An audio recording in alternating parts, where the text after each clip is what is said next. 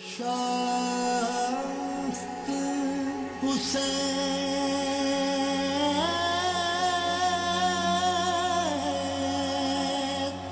بادشاہ است حسین دین است حسین بی پناہ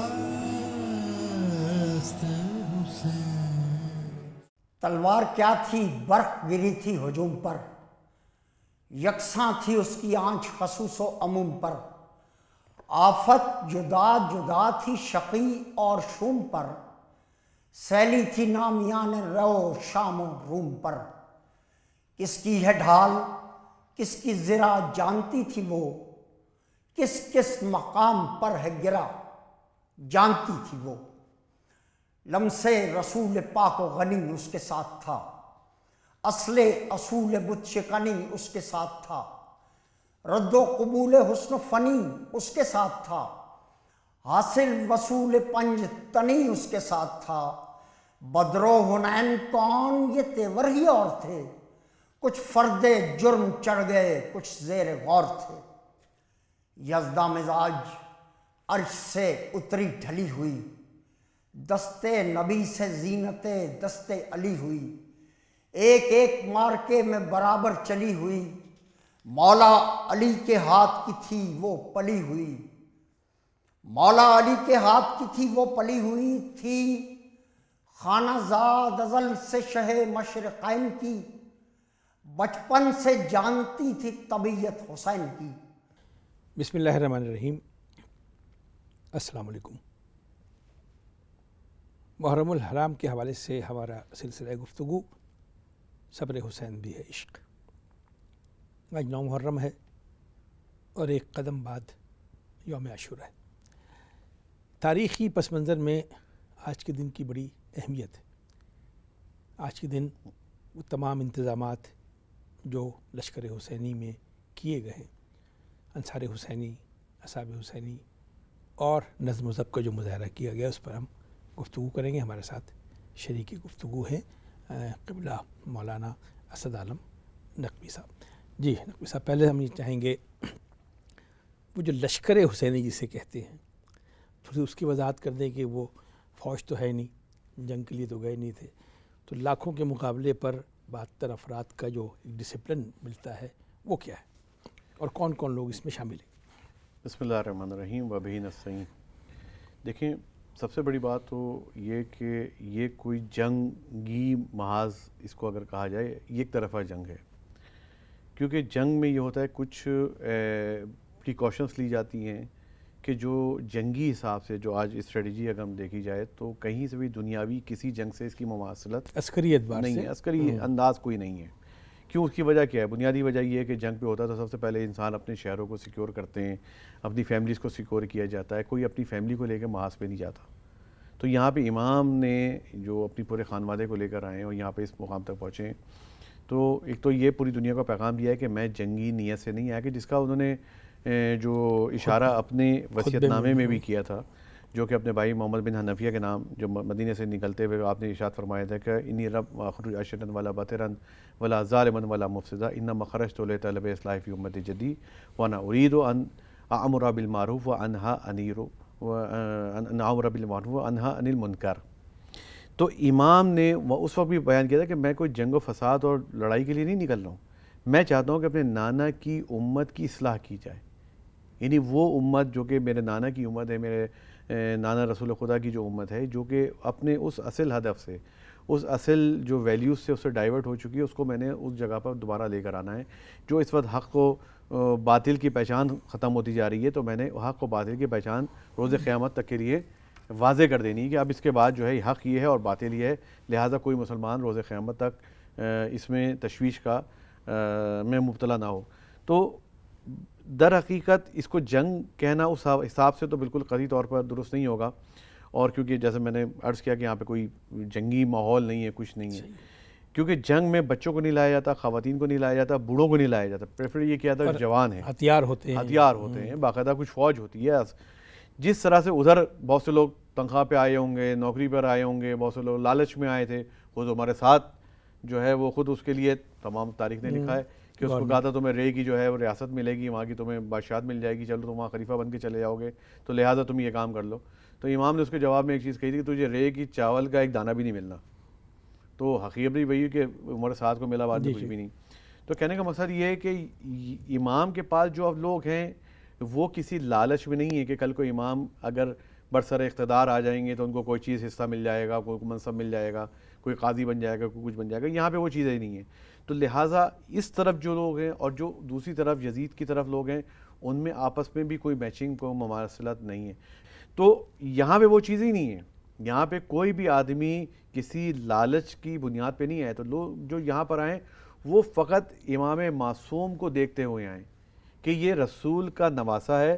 اور یہ حق کی بات کر رہا ہے, لہٰذا ہم نے حق کا نصرت امام کے نصرت امام, اور ہم نے رسول کی آواز کو جو ہے دوبارہ بلند کرنا ہے. رسول کا جو نعرہ ہے, جو دین ہے, اس کو ہم نے احیا کرنا ہے, زندہ کرنا ہے اس کو, کہ جہاں جہاں پہ اس میں اگر کہیں خرابی یا کوئی سستی پیدا ہوگی تو اس سستی کو ہم نے دور کرنا ہے اس کے درمیان سے. تو بیسیکلی وہ جو لوگ ہیں وہ جنگی لوگ نہیں ہیں. ٹھیک ہے, ان میں جنگی صلاحیت ہیں. اس زمانے میں ایک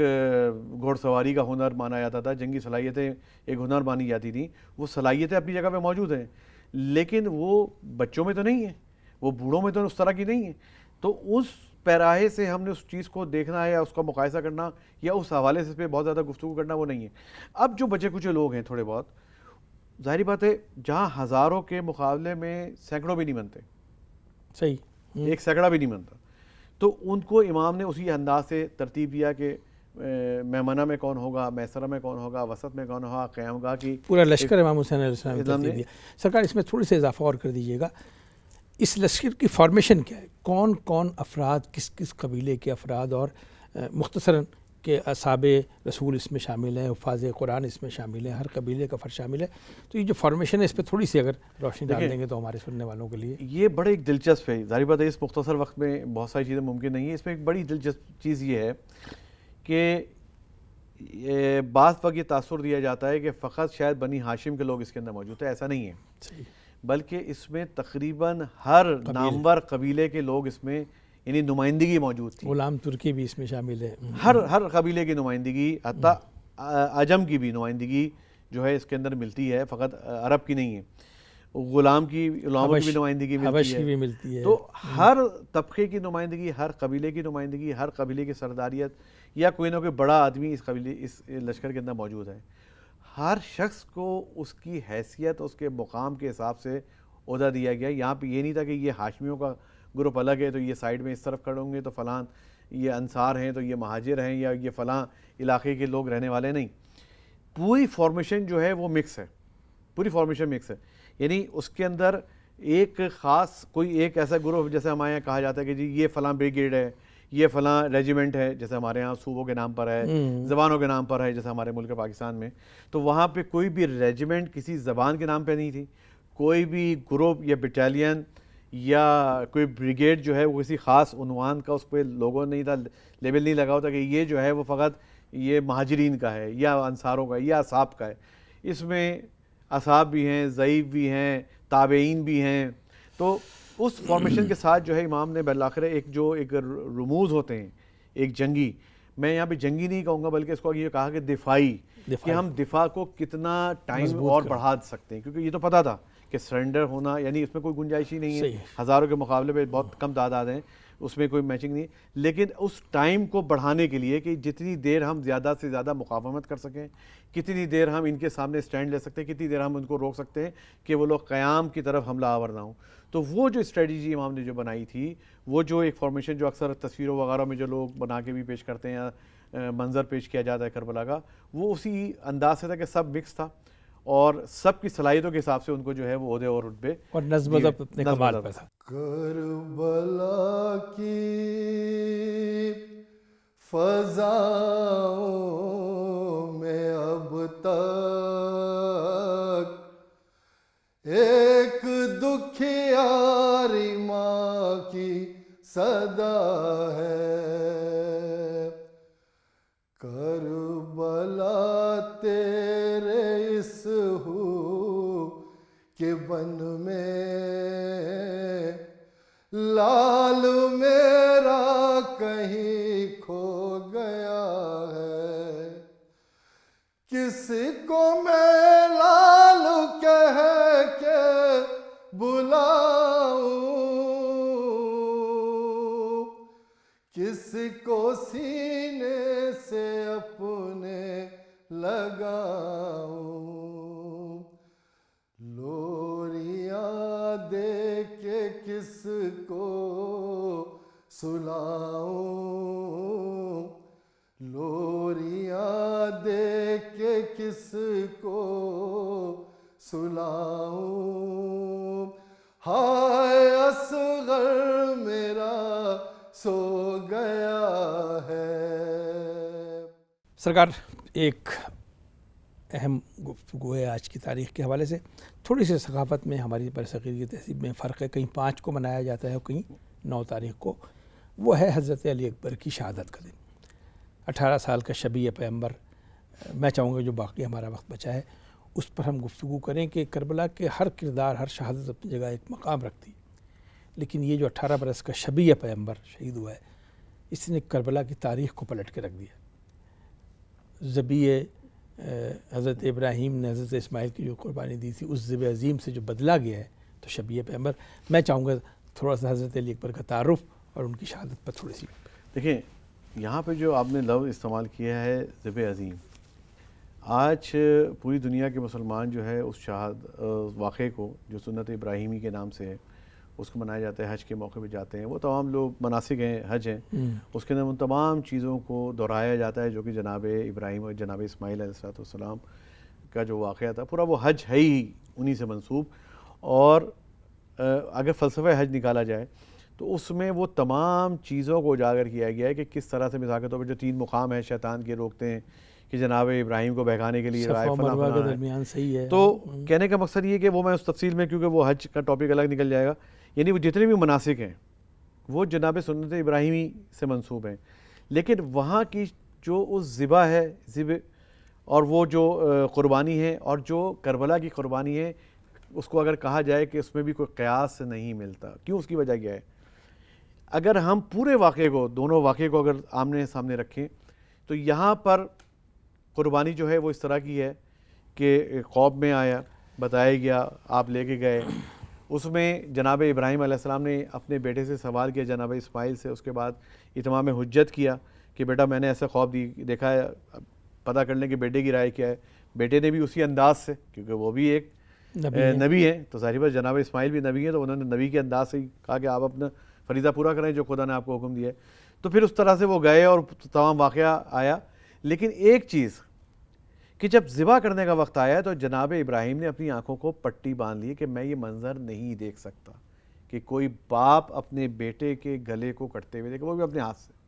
یہ ایک باپ کے لیے بہت مشکل ہے، لیکن کربلا بالکل اس کے برعکس ہے۔ جناب امام حسین علیہ السلام نے کو پتہ ہے کہ جناب علی اکبر کو بھیج رہے ہیں کہ اب علی اکبر نے واپس نہیں آنا، اور یہ ایک واحد ایک ایسا مومنٹ ہے، یہ ایک ایسی رخصت ہے کربلا کی کہ جس میں جب جناب علی اکبر کو آپ نے سوار کیا، اور سوار کرنے کے بعد جب جناب علی اکبر نے اس میدان کی طرف جانا شروع کیا تو آپ کو آہٹ کی آواز فیل ہوتی جناب علی اکبر کو، اور پیچھے مڑ کے دیکھا تو دیکھا امام حسین علیہ السلام کمر پہ ہاتھ رکھ کے چلے آ رہے ہیں۔ تو جناب علی اکبر نے کہا کہ بابا آپ نے مجھے ایک دفعہ رخصت کر دیا، کہیں میرے آپ کو اس طرح سے دیکھ کے میرے حوصلے کمزور نہ پڑ جائیں۔ تو امام نے ایک جواب دیا تھا، ایک جملہ کہا تھا کہ بیٹا اگر تم صاحب اولاد ہوتے تو یہ مجھ سے سوال نہ کرتے۔ یعنی دیکھیں یہ درد ایک وہی باپ سمجھ سکتا ہے کہ جس کا جوان بیٹا ہو، اپنے ہاتھ سے اپنے بیٹے کو سوار کرے، اور پتہ ہے، یقین ہے اس بات کا کہ اب اس نے واپس نہیں آنا۔ یعنی وہ ایک دردناک کہ آج بھی کے دور میں بھی جتنے بھی اگر کوئی کسی کے گھر میں کوئی مر جاتا ہے، کوئی اگر کسی کے بیٹے کی، جوان کے بیٹے کی موت آ جائے، تو ہم وہاں پہ جا کے جناب علی اکبر کا واقعہ سناتے ہیں، پرسہ دیتے ہیں، اس کو تسلی دیتے ہیں کہ دیکھو امام حسین علیہ السلام کو دیکھو کہ بیٹا کس طرح سے قربان کیا، تاکہ اس کو ایک حوصلہ ملے۔ اور آج بھی انہی کے کربلا کے ذکر سے، کربلا کی شہادتوں سے ہمیں اپنے جو مصیبتیں ہیں، جو اپنے دنیاوی مصیبتیں، تمام میں وہیں سے سن کے حوصلہ ملتا ہے۔ تو اس ذیب عظیم کو، اور نہ فقط یہاں پہ بات ختم نہیں ہوتی کہ امام چلے گئے اور امام نے رخصت کر دیا، وہ جا کے جناب علی اکبر شہید ہو گئے، نہیں، جب جناب علی اکبر علیہ السلام گھوڑے سے نیچے تشریف لاتے ہیں اس زخموں سے چور ہو کر، اور وہ جو منظر ہے، وہ جو ایک کرب کا منظر ہے کہ جس وقت جو ہے امام حسین علیہ السلام جس انداز سے پہنچتے ہیں جناب علی اکبر کے پاس، کہ بعض جگہ میں ملتا ہے کہ گھٹنوں کے بل اور کونیوں کے بل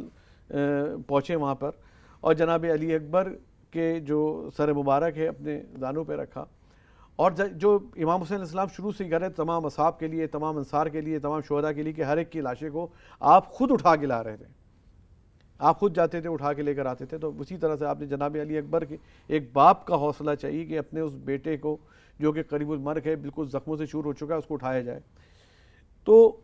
بڑا دردناک منظر ہے شکیل صاحب کہ اس وقت امام نے جناب علی اکبر سے کہا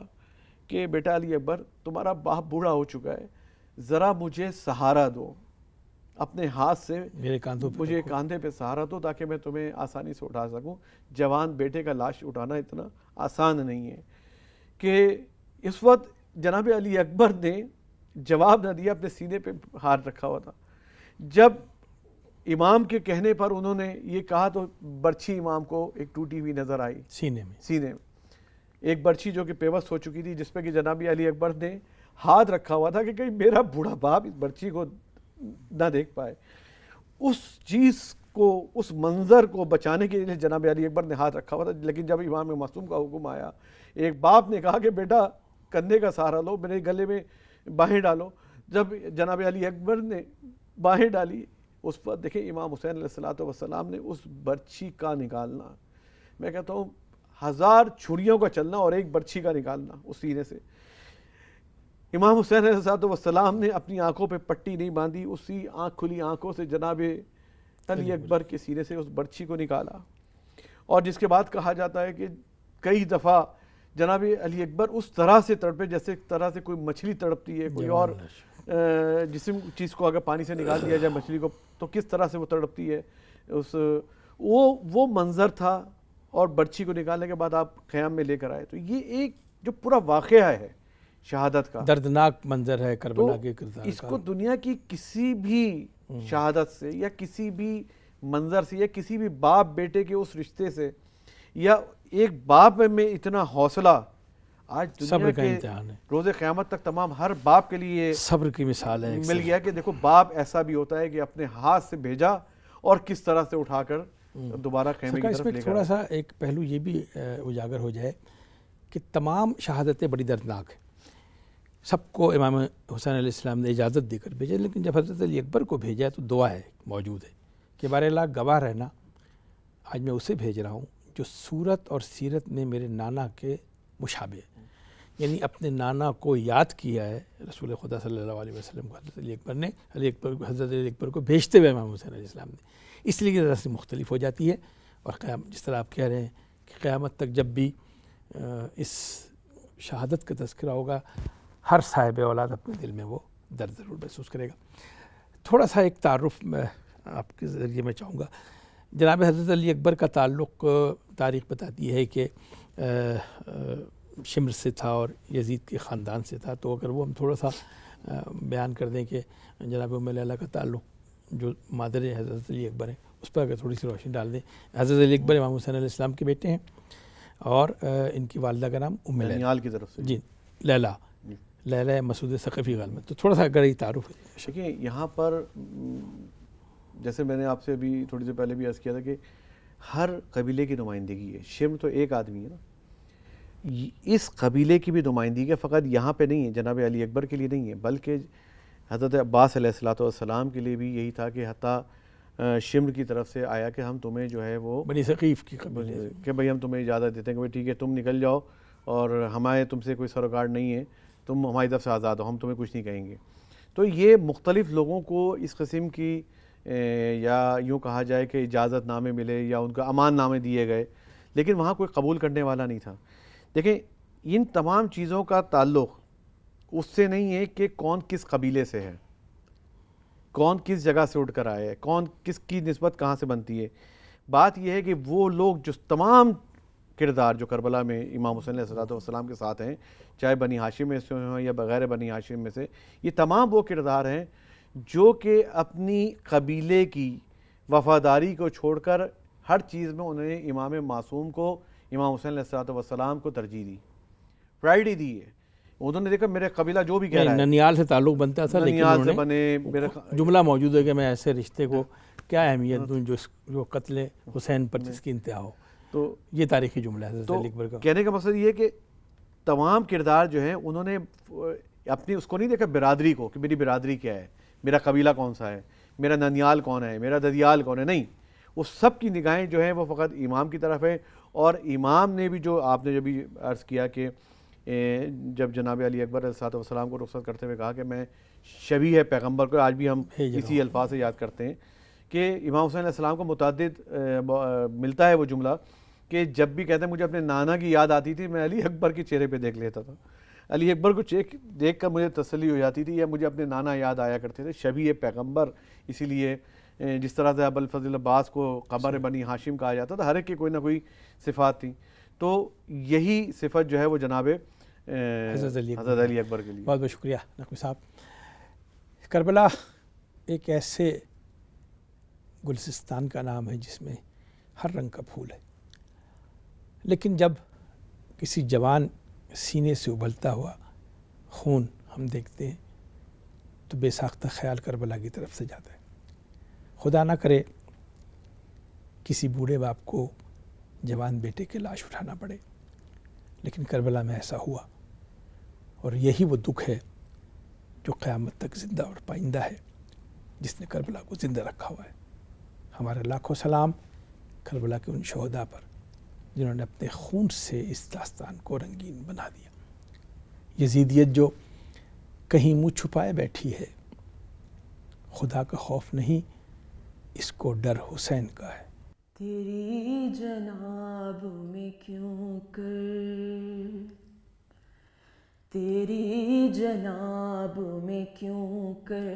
سلام ہو یا شاہ،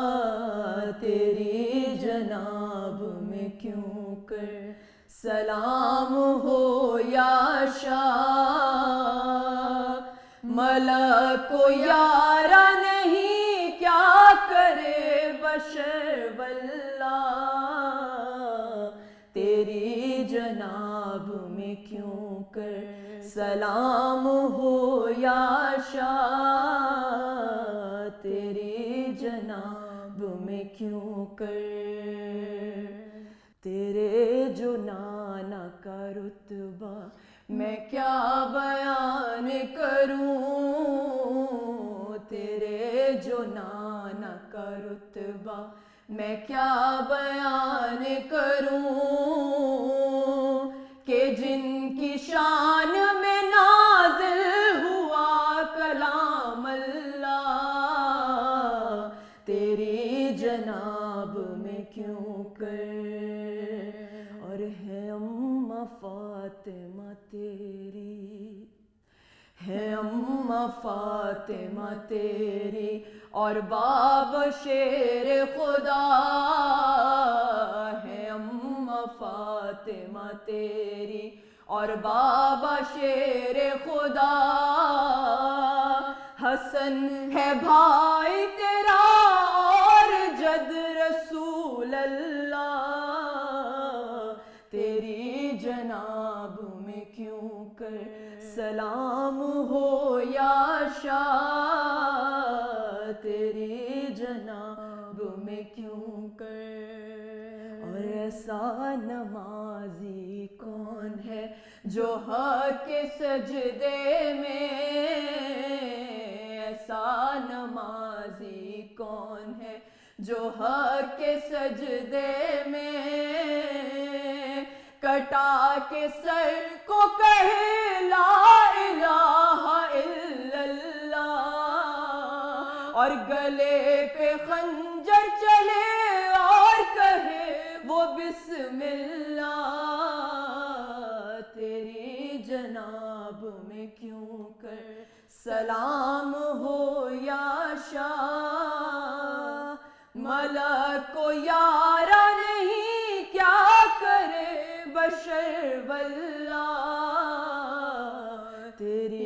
جناب میں کیوں کر